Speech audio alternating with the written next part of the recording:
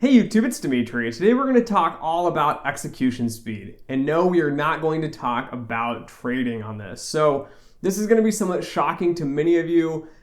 So I've been at a variety of panels, discussions with other industry professionals here.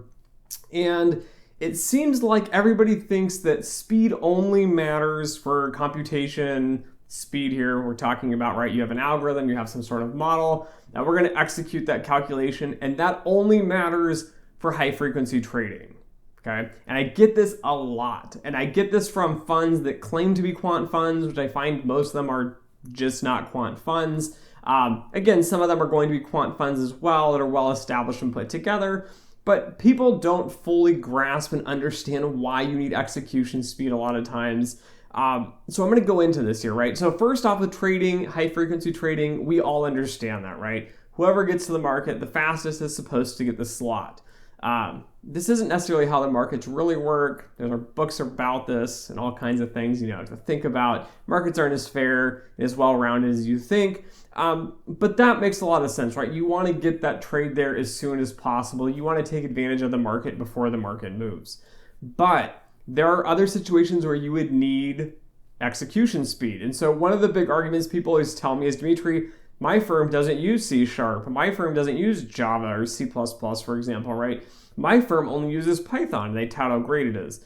I start to question your quantiness there a little bit. And I don't even use C#, I don't use C++, I don't use Java or anything.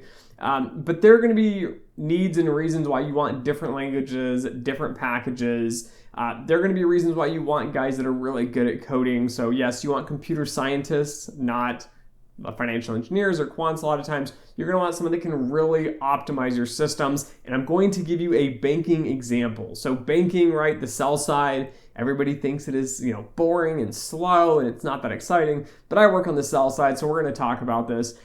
Let's do an example here, right? A story example. So let's say we have, let's say a mother, her name is Susan, okay?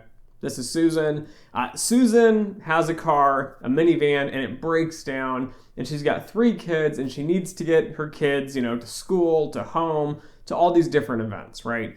This is the main vehicle or car they have, right? The minivan. This is the main one they have for the entire family. So they have to have a new vehicle today, right? It just broke down. She gets an Uber, right? I don't know. Maybe the kids are being babysat by somebody else. She only has, say a few hours to go down to the dealer, maybe a few different dealers, and she wants to go and look at minivans, and she's going to buy something today, okay? So she goes in, let's say she goes to 2-3 dealers, talks to, some of these salespeople in the dealerships here, and she finally finds the minivan, right? This is the minivan she has to have, fits all of her needs, it fits her price range, but she needs to figure out exactly what her payments are going to be. She needs to figure out what's going to be accepted on this. And no, you just don't go in and buy a minivan, right? She's going to need a loan, okay? So there are different banks that offer different rates. And so you can go into these dealerships and they have basically kind of contracts set up with banks that will do the financing for you. Often these are not the best deals. So you can go out and actually find better deals by contacting different banks. Even local credit unions, for example, might provide you an amazing deal on this, okay? So when you think about a large bank, let's just use, Bank of America, for example, here, right? And you go in to get that application, right? Susan wants a decision now, right? She's sitting there at the dealer. She needs a yes or no decision, and she needs to know the exact rate, the exact terms of the contract, so that she can say, yes, this is my financing, this is what I am using, the dealer can agree to it, she can drive that minivan home today, right? But the issue with this is that, right, somebody has to actually look at that loan, right? No, not quite. A lot of these will actually end up going through a model, so quantitative finance is used here, they have automation, they create some sort of model here, and they're going to actually calculate out the risk that Susan presents here, and they're going to give us a rate based on that. If the customer is too risky, they will be rejected. So if Susan was super, super risky, and this bank, for example, whichever one we're using here, let's say Bank of America, they specialize in prime, which we all should know. And let's say Susan's not prime, she's going to be subprime. They might not provide her a very good rate, a very good deal. So she would need to go to other people, for example, like Capital One, who's going to specialize in subprime markets here. So right? This is one loan. So where is the execution speed coming? Well, what you don't realize for these massive banks is nationwide, there are thousands and thousands of applications all being submitted to these banks, right?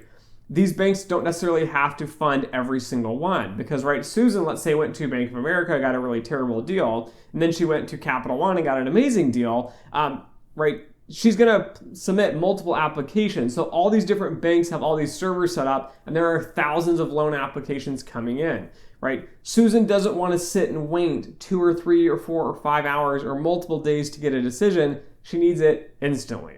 So in the banking world, right, when you have quants that are developing models, quants that are validating these models, it will eventually get approved from like internal audit and all that.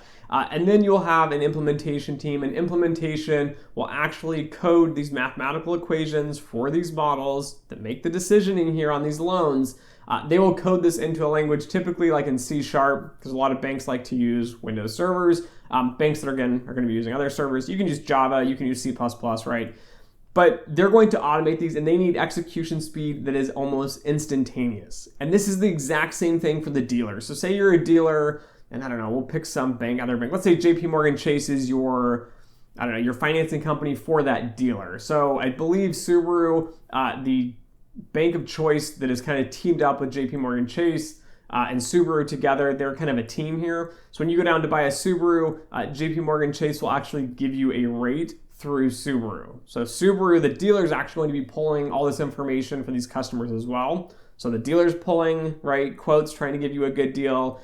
You can go to all these other banks and get good deals. And at the end of the day, you need execution speed that is extremely fast with instant decisioning. We can't wait for some guy on the other end to think about it. You can't put this on, for example, let's say a personal machine. So these all go to corporate because, right, we have one model. We don't want the dealers to understand the models a lot of times because they can somewhat rig the system on who gets accepted and who gets denied.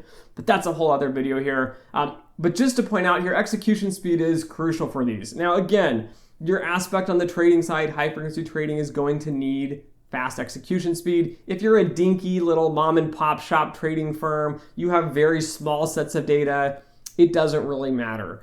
If you're going to have, massive volume, for example, like in the loan industry, so even for model development, we've seen data sets of 80, 100, 200 gigabytes of data, millions of records, millions of rows for development. And then even when the real world application comes, right, you're going to have all these thousands and thousands of loans just coming through your machine. You need to calculate and do these things instantly and very quickly so that customers can have a real world life and get back to their daily lives. So anyways, I hope that has been a little bit helpful, shed a little light on this.